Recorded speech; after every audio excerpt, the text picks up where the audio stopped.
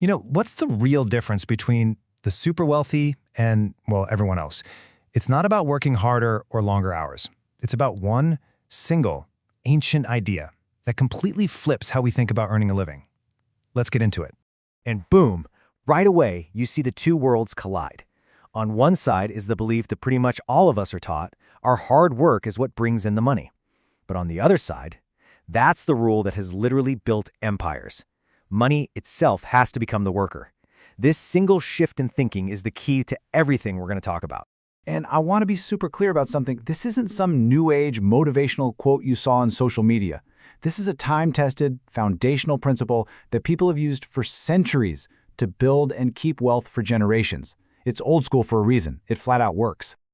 So, okay, how do you actually build this foundation? Well, it all boils down to two key ideas: building systems and establishing ownership. Here's the first major move. Most of us are in the business of selling our time. You trade hours for dollars. If you don't show up to work, you don't get paid. Simple as that. The wealthy, on the other hand, play a totally different game. They focus on building systems, assets that make money completely on their own, whether they're physically there or not. And that mindset leads to a completely different kind of question. They're not focused on the next paycheck or the monthly salary. Their entire perspective is zoomed way out, looking at the long, long game. They're not asking about how much they can earn, they're asking, and there it is. That's a question that changes everything.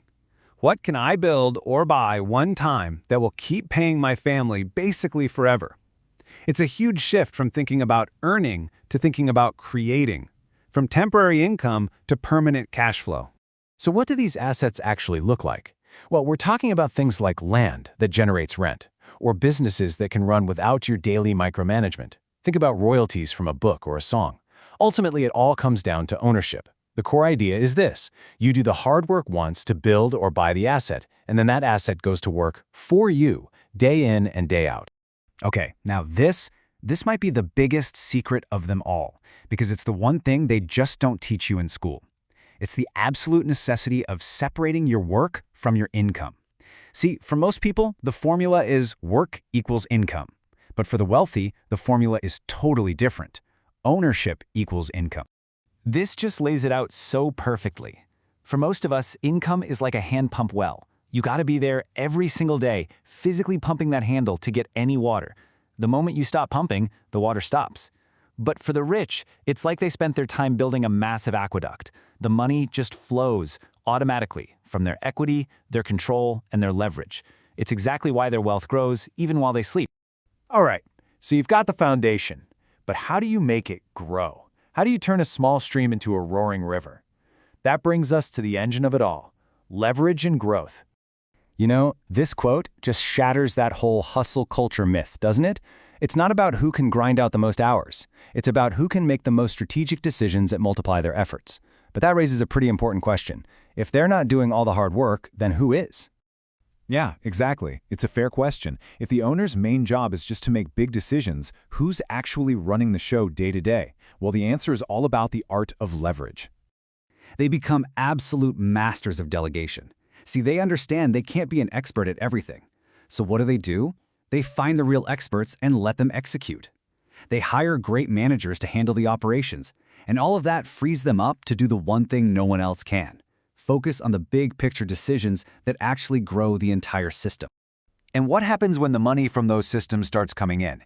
Well, here we see another huge fork in the road. For many people, when a paycheck comes in, the first thought is, okay, what can I spend this on?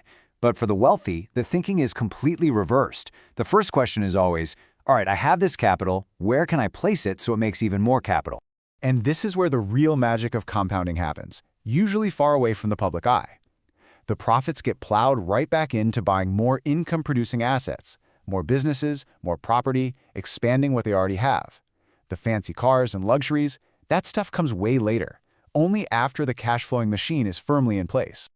So this takes us beyond just the tactics and into the philosophy behind it all. We've talked about the how, but none of that matters without the why. We're moving into the long-term vision, which is all about generations and purpose. Just look at the difference in scale here. It's incredible. Most people are thinking about their next paycheck, maybe their savings plan for the year. The wealthy are playing a different game entirely. They're literally planning for people who haven't even been born yet. They're making choices based on a bloodline legacy. That kind of time horizon changes every single decision you make. And here's a really deep, kind of counterintuitive truth about all this. It's not about a love of money. They don't worship it and they don't serve it. They command it. In their world, money is an employee, not a master.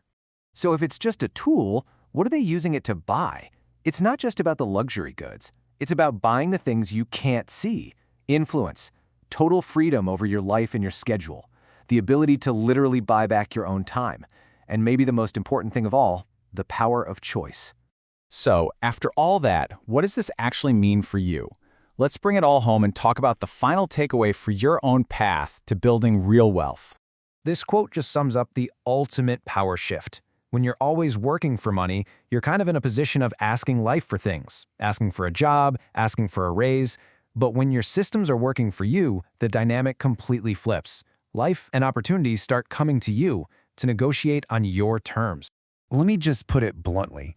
If your income disappears the second you stop working, you're in survival mode. It doesn't matter how high your salary is. Real financial freedom is when your income is completely detached from your labor. And this is the one idea I really want to leave you with. Your journey to real wealth doesn't start when you get a bigger paycheck.